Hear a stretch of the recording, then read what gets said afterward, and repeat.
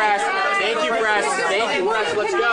In Alaska, August 2025, two men sat down to decide the future of a war that has shaken the world. Donald Trump and Vladimir Putin. Good afternoon, dear neighbor. Very good to see you. Cameras caught the smiles and handshakes, but behind the staged images were moments of raw tensions, subtle power plays, and signals the world cannot afford to ignore. Thank you very much, Vladimir. Next time in Moscow. Oh, that's an interesting one. I don't know. I'll get a little heat on that one, but Here are 5 key tense moments between these two leaders that you might have missed. Number 1. Putin's ego. As Putin arrived, a reporter shouted, "When will you stop killing civilians?" Putin didn't answer. Instead, he smirked and pretended not to hear. President Putin, will you stop killing civilians?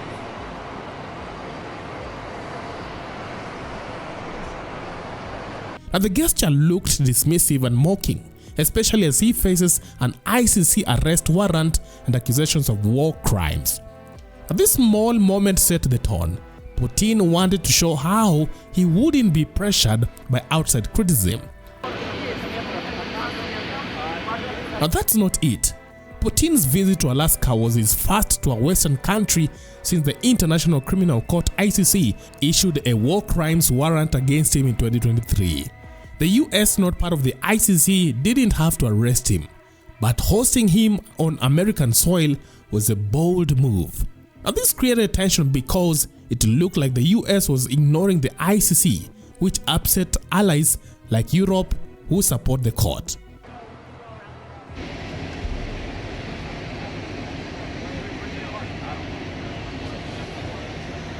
It gave Putin a diplomatic win, showing he could travel to the West despite the warrant, boosting his image at home.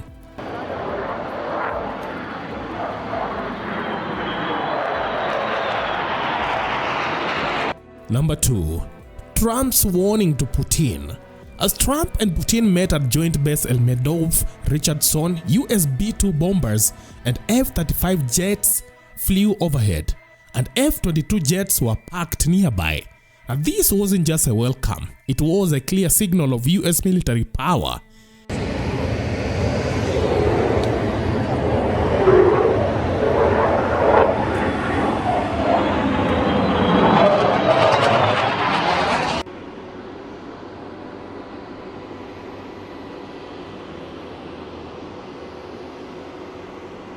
The flyover, especially with a B-2 bomber used in past strikes, was a tense moment meant to remind Putin of America's strength. Now the timing mattered because just weeks before, Dmitry Medvedev threatened nuclear retaliation. Using a Cold War-era bomber was no coincidence. It symbolized that Washington is ready to counter Moscow's threats. Number 3. Zalinskis' exclusion. Imagine a meeting about your future and your well-being, and you are not even invited. That's exactly what happened to Ukraine's President Volodymyr Zelensky. While Trump and Putin sat down in Alaska, Zelensky was left out. But he didn't stay quiet. He released a video during the talks. In the video, Zelensky called out Russia for bombing Ukrainian civilians, saying it showed Moscow wasn't serious about peace. Бажаю здоров'я, шановні українці, українки. Коротко про сьогодні. Звісно, отримую доповідь від нашої розвідки, від дипломатів про підготовку зустрічі на Алясці, про те, з чим їде Путін. Ми отримуємо також доповідь з регіонів України після російських ударів. Суми, російський удар по центральному ринку, Дніпровщина, удари по містах та підприємствах, Запоріжжя, Херсонщина, Донеччина, свідомі російські удари. Number 4. Meeting format suddenly changed.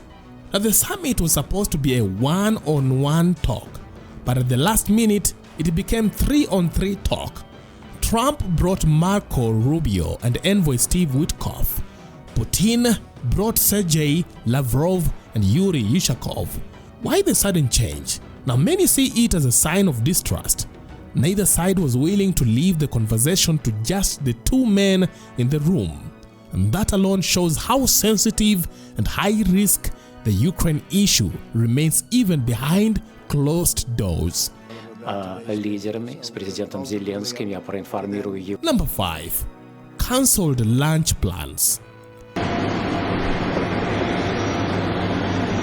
The planned lunch between the US and Russian delegations was abruptly cancelled, and Trump left for Washington right after the talks. But why?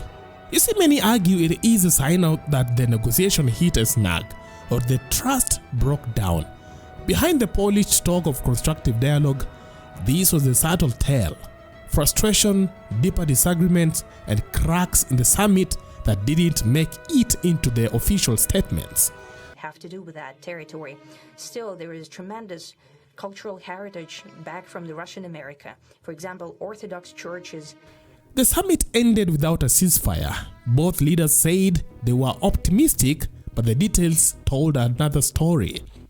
From Putin's smirk to America's bomber show, from Zalinskis' exclusion to cancelled lunch plans, the Alaska meeting showed how much distrust still defines US-Russia relations and how far the world remains from peace in Ukraine.